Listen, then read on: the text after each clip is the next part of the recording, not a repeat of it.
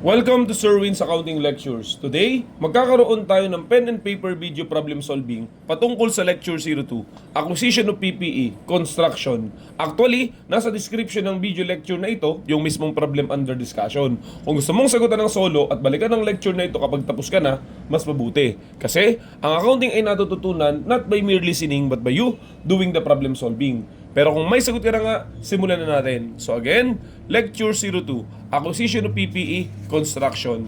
And here is our problem. General Soleta Company summarized the following manufacturing and construction activities for the current year. We have here the materials and direct labor for finished goods and the machinery. Overhead for the prior year was 75% of the direct labor costs. Overhead in the current year related to both product manufacture and the construction activities amounted to 30 million. Here are the requirements. Number 1, determine the cost of the machinery assuming that the manufacturing activities are to be charged with overhead at the rate experienced in the prior year. And number 2, determine the cost of the machinery if manufacturing and construction activities are to be charged with overhead at the same rate. Okay? So ang topic natin ay patungkol sa acquisition ng PPE through construction. Kung sakaling ganito ang problem, kailangan mong alamin ano ang mga construction costs na kinakapitalize na part ng PPE. Basically, tatlo ang main component nun. And what are those? Materials, labor, and overhead. So in our problem, in requirement number 1, okay, we will just try to determine the cost of the machinery. Therefore, we try to add the three production costs or the construction costs, the materials, the direct labor, and then the overhead. O, simple lang naman yan. Okay? Materials ang sabi dito sa machinery is amounting to 5 million. So, that will be component of the cost. And then we have the direct labor amounting to 8 million. Okay?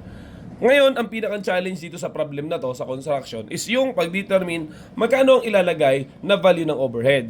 Okay? Ang sagot dyan ay depende sa kung paano ang assumption ng problem mismo. Ang sabi dito, ang machinery daw, okay, i-assume natin na yung overhead niya, yung overhead, I mean, ng manufacturing activities na chinarge sa mga nakaraang taon ay katulad ng isa-charge ngayong taon. Ang ibig kong sabihin ay ganito, itong problem ni General Soleta Company, merong finished goods na ginagamitan ng overhead.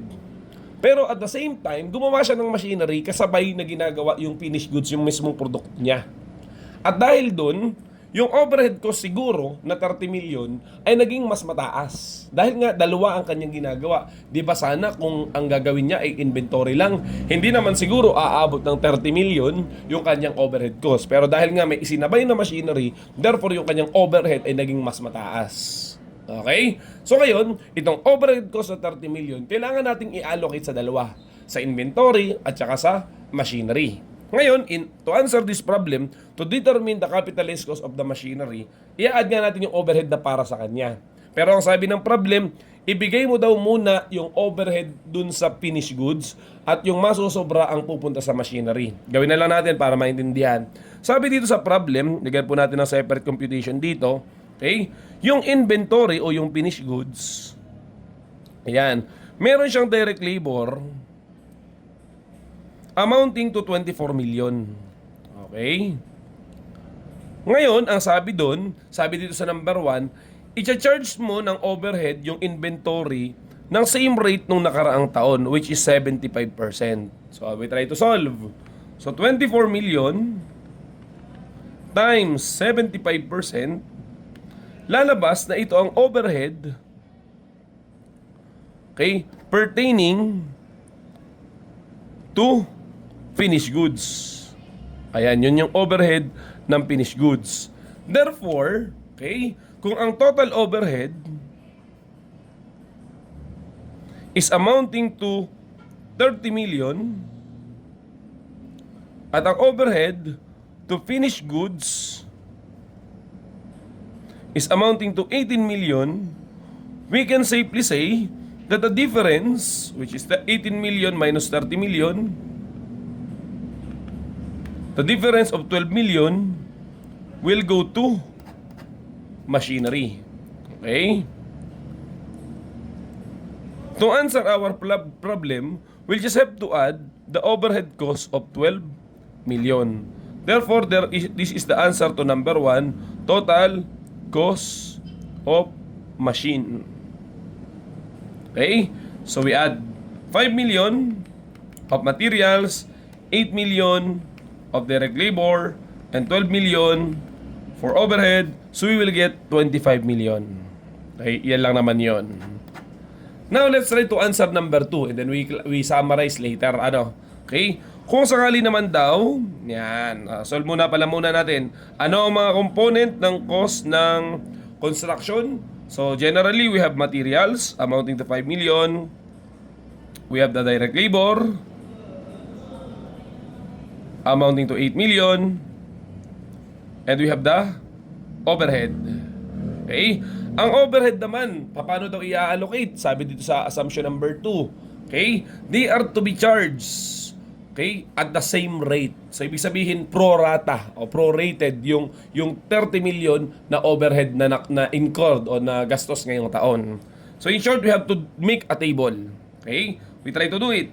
So, we have here for finished goods and for the machinery. Okay? So, we have here the overhead, okay? The overhead cost. Okay? Ito yung overhead. Sana nila, yung 75%. So again, yung sa inventory na lang, may solution na po dito. 24 million ang kanyang finished goods, ang kanyang direct labor. I-multiply natin sa 75%. Therefore, ang overhead sana ng ating finished goods ay 18 million. Ngayon, ito namang si machinery, meron siyang direct labor na 8 million. Kung same rate lang daw sila, that will be 75% of which is 6 million. So we add 6 million plus 18 million, we will get 24 million. Yan. Pero ito yung allocation. Because the actual overhead is amounting to 30 million, tig magkano sila? Hindi pa pwedeng masunod itong 18 at saka itong 6 million. Dahil ito namang dalawang ito are just kung sakaling 75% nga.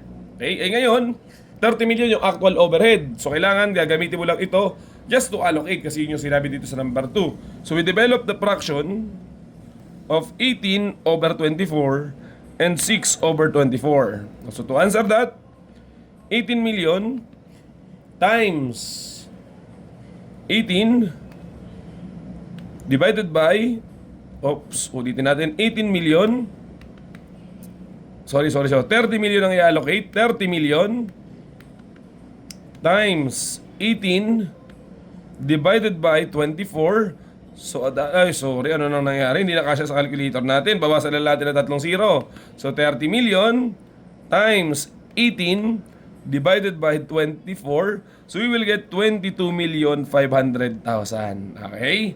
At para naman doon sa machinery, that is 30 million yung ating i-allocate times 6 divided by 24. So, we will get 7,500,000. At dahil ito nga ang allocated sa machinery, itong 7.5 million, that will be added to the overhead here, 7,500,000, to determine the total cost of machinery. Okay, we try to add 5 million, okay, plus 8 million, plus 7,500,000. So we will get 20,500,000 as the cost of the machinery.